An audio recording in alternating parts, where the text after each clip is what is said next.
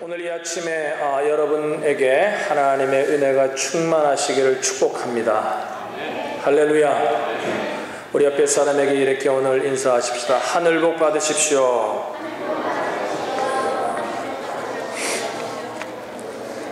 여러분, 하워드 슐츠라는 이름을 기억하십니까? 그는 1953년 뉴욕 브루클린의 찢어지게 가난한 빈민가에서 태어났습니다. 어려서 운동을 좋아했고, 많은 미국 사람들이 생각하는 것처럼, 어린 자녀들이 생각하는 것처럼 운동으로 인생의 성공을 이루어야 되겠다, 그런 생각을 가지고 그런 열심히 운동을 했다고 합니다. 마침내 미식축구 쿼터백으로 장학금을 받아 노던 미시간 대학에 입학하게 되죠. 그러나 대학 동안 쿼터백으로서 좋은 성적을 거두지 못하고 그의 첫 도전은 실패하고 맙니다. 그리고 나서 인생의 새로운 출구를 찾아 그는 학교를 졸업하고 난 후에 제록스 회사에 입학을 해서 제록스에 입사를 해서 거기서 세일즈맨으로 생활을 보냅니다. 그 생활도 별로 시원치 않았다고 합니다. 제록스에서 나온 다음에 가정용품을 파는 헤마플러스에 취직했고, 이 회사에서 처음으로 자기의 능력을 발휘하기 시작합니다. 성실하고 또 열심히 일한 대가로 그는 부사장이 되고 총 매니저의 자리에 오르게 되었습니다. 그리고 이제 고급 아파트에서, 뉴욕의 고급 아파트에서 살면서 고급 레스토랑에서 식사를 하고 매일 저녁마다 아주 화려한 파리의 초청을 받아 즐겁게 인생을 사는 것처럼, 다른 사람들이 보기에는 아주 행복한 인생을 사는 것처럼 살았습니다. 그런데 그는 그의 저서에서 그것으로 만족할 수 없었다고 합니다. 잘 살려고 노력하고 또 잘 살고 잘 노는 것이 오히려 그는 회고하기를 고통의 순간이었다, 이렇게 얘기합니다. 그러던 어느 날 출장을 가게 되는데 시애틀에 가게 됩니다. 저도 시애틀에 방문해 봤는데 시애틀에 가면 정말 조그마한 커피숍들이 많습니다. 어느 날 어느 커피숍에, 자그마한 커피숍에 갔다가 거기서 원두 커피 맛을 보고 그는 그 커피를 사랑하는 사랑에 빠지게 됩니다. 그는 그를 회고하면서, 그때를 회고하면서 이렇게 얘기했어요. 그 커피향을 만들어내는 그 커피점이 마치 종교의식을 집행하는 거룩한 성전처럼 느껴졌다고 합니다. 저는 커피를 마시다가 이런 경험을 못 해봐서 그 경험이 어떤 경험인지 잘 알지 못하겠지만, 예배하다가 이런 경험을 할 때가 있습니다. 그래서 아마 어느 정도는 제가 좀 이해할 수 있지 않을까, 이런 생각을 합니다. 그러면서 그는 지금까지 내가 마셨던 커피는 커피도 아니다, 그리고 느끼게 되고 뉴욕에 돌아와서도 이 커피의 환상에서 벗어나지 못합니다. 그리고 하워드 슐츠는 마침내 그가 누리던 모든 직위를 다 반환하고 회사에 사표를 던지고 그는 시애틀로 가서 조그만한 커피숍의 매니저로 취직을 하게 됩니다. 그리고 다시 인생을 출발한 거죠. 그리고 1985년 원두 구매를 위해 이탈리아 밀라노로 출장을 갔을 때에 그는 에스프레소 바에 앉아서 사람들이 커피를 마시는 모습을 보면서 그들이 커피만 마시는 것이 아니란 걸 깨달아요. 저도 남미에 살 때, 남미의 부에노스아이레스는 유럽 사람들이 많이 살거든요. 아침에 꼭 에스프레소 조그만 한 잔에 한 잔 마시고 콩가스라 가서 가스 있는 물을 한 잔 이렇게 마시면서 메디알루나 먹었던 기억이 납니다. 그 분위기를 봤던 거예요. 근데 그 사람들이 아침에 일어나면요, 그게 일상생활이거든요. 아침에 일어나서 유럽 사람들은 그래서 커피를 마시면서 앉아서 얘기를 하고 삶을 얘기하고 인생을 얘기하고, 그 모습을 보면서 하워드 슐츠는 커피에 대한 다른 생각을 가지게 됐다고 합니다. 그러면서 그는 우리 현대인들에게 필요한 것은 가정도 직장도 아닌 제3의 땅, 약속의 땅이 필요하다는 결론에 도달해요. 그리고 그의 비전이 되었다고 합니다. 그러면서 그는 이렇게 얘기했어요.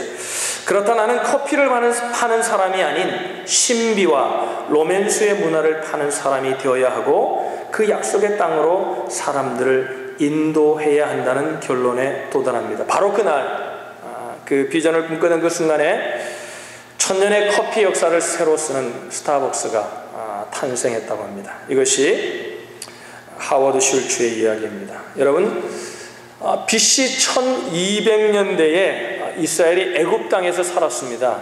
너무나 남들이 보기에 성공적인 삶을 살고 있었습니다. 아주 잘 나가는 민족이었습니다. 그들의 리더였던 요셉은 애굽의 총리였고, 또한 분배받은 고센 땅, 그 고센 지역을 잘 가꾸어 가지고 애굽의 많은 사람들이 부러워하는 삶을 그 이스라엘 민족은 살아가고 있습니다. 오늘날로 하면 번영하고 성공하는 그런 삶을 살고 있었습니다. 그러다가 어느 날 요셉이 죽은 후에 그의 존재를 모르는 새로운 지도자가 애굽의 통치자로 등극하게 됩니다. 여러 조기설과 후기설이 있는데 저는 후기설을 믿는데 그 후기설에 의하면은 그 왕이 누구냐면은 우리가 잘 아는 람세스 2세 왕이라고 학자들은 추정합니다. 이스라엘 민족은 준비되지 못한 채로 요셉을 알지 못하는 왕이 세워지게 되고 이스라엘 민족을 막 핍박하기 시작합니다. 그러니까 전혀 성공의 가도를 달리다가 전혀 예상하지 못한 결론을 만나서 그 왕을 만나가지고 그들은 고통의 시대를 맞이하게 됩니다. 이제 이스라엘 백성은 고센 지역에 속하는 비돔과 라암셋에서 중노동을 하면서 학대받으면서 그렇게 그냥 처절한 하루하루의 삶을 연명해야 되는 삶을 살게 되었습니다. 그런데 여러분, 그 고통의 순간 성경을 자세히 보면 누가 알았겠습니까? 그 고통의 순간이 바로 애굽을 떠나 하나님이 그의 조상 아브라함에게 약속하신 가나안 땅으로 갈 수 있는 출발점이었다는 것입니다. 할렐루야. 여러분, 그들이 람셋에서 주의 백성들, 이스라엘 백성들, 하나님을 믿었던 그 하나님의 백성들이 겪어야 했던 그 고통을 우리가 오늘 이 아침에 좀 묵상하기를 원합니다. 그러면서 오늘 이 본문의 고통에서 우리가 그 고통의 시간, 우리의 삶 가운데 그 어려움의 시간이 올 때에 그 시간을 어떻게 이해하는 것이 옳은가, 성경적인가를 오늘 우리가 본문 속에서 우리가 찾아 우리가 은혜를 나누려고 합니다. 여러분, 우리가요, 어떤 사람은 너무나 성공의 가도를 달리는데 그 성공에 다른 사람들이 보기에는 다 행복해할 것 같은데 우리는 그 순간 속에서도 우리는 고통스러울 때가 있습니다. 여기 우리가 유학을 오고 이민을 오고 미국 땅에 살잖아요. 여러분 우리 다 축복받은 사람들입니다. 미국 땅에 있어서가 아니라 우리는 그래도 여러분 우리나라를 넘어서 다른 땅을 도전해 볼 수 있는 삶을 살았잖아요. 축복입니다. 할렐루야. 또 유학을 왔잖아요. 얼마나 축복이에요. 유학을 올 때 얼마나 꿈을 갖고 왔겠어요. 그죠? 얼마나 축복이에요. 그런데 여러분 와보니까 그게 축복만이 아니라 힘들고 어렵고 이민의 삶과 유학의 삶이 고통의 순간일 수 있다는 것입니다. 그럴 때 우리가 그 어려움의 시간 속에서, 그 고통의 시간 속에서 우리는 어떻게 이 시간을 이해할 것인가? 우리는 성경적으로 분명한 결론이 있어야 우리가 그 시간을 잘 활용할 수 있는 줄로 압니다. 여러분, 그 고통의 시간을 우리가 볼 때 중요한 관점이 두 가지가 있는데 첫 번째는 뭐냐면 한번 따라하면 좋겠습니다. 고통 속에 소명이 있다. 여러분, 그 고통의 시간이 바로 하나님이 우리를 콜링하는 시간일 수 있다는 것입니다. 고통의 때에 소명을 생각 안 하니까 여러분 무슨 생각? 야, 이게 무슨 말이냐? 고통스러운데 빨리 고통을 벗어나야 되는데 여러분은 압니다.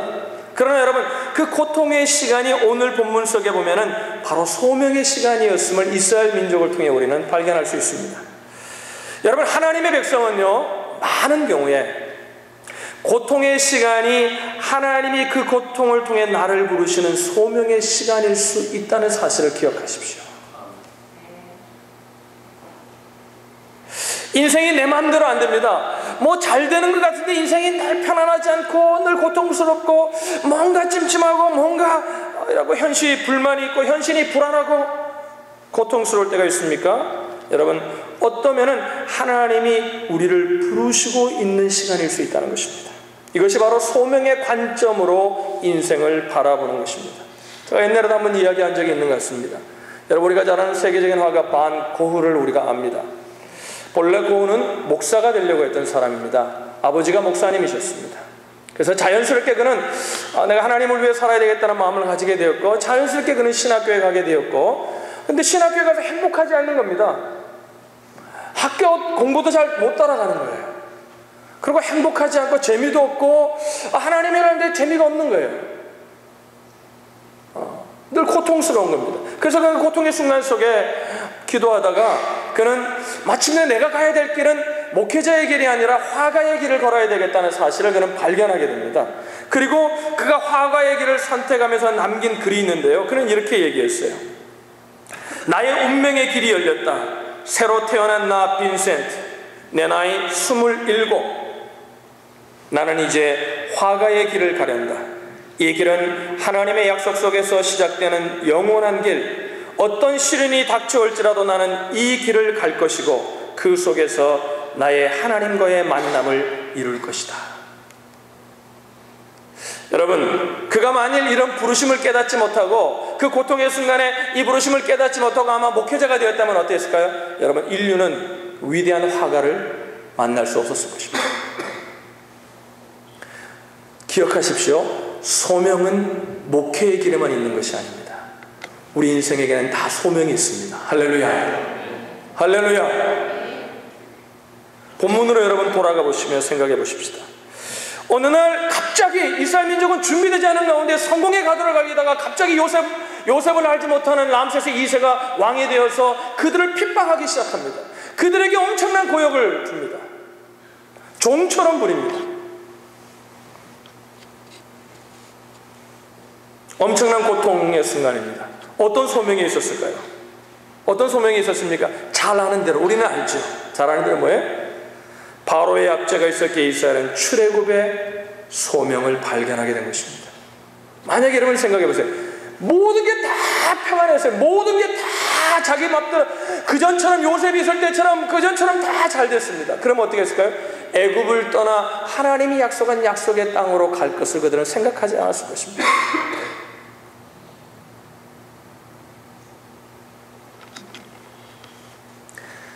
하나님의 백성들에게 여러분, 그렇게 고통은요 단순한 고통이 아니에요. 이 고통은요 소명의 시간입니다. 할렐루야. 여러분, 한번 우리가 본문으로 돌아가 11절을 한번 볼까요? 11절 보세요. 11절 한번 읽겠습니다. 11절 한번 읽어보겠습니다. 시작.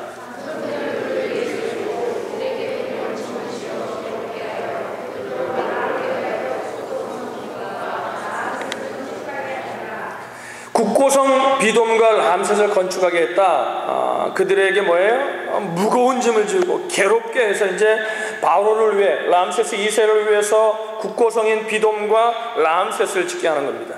여러분, 국고성은 아마 역사학자들이 지금 발견한 바에 의하면은, 고고학자들이 발견하면 통치자 람세스 2세가 전쟁을 위해서 군대들의 식량과 무기를 비축하기 위한 창고 역할을 할 수 있도록 건축했다고 합니다.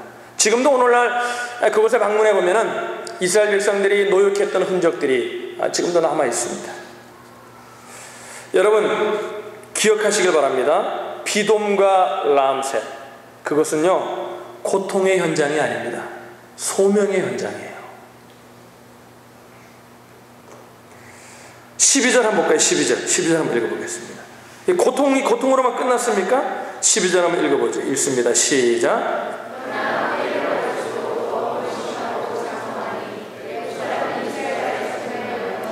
여러분, 밤새도록 노동을 시키니까 자식을 가질 만한 시간적인 여유가 없습니다. 그런데 여러분, 이상하게 한번 잠자리를 딱 하면 자식이 생기는 거예요.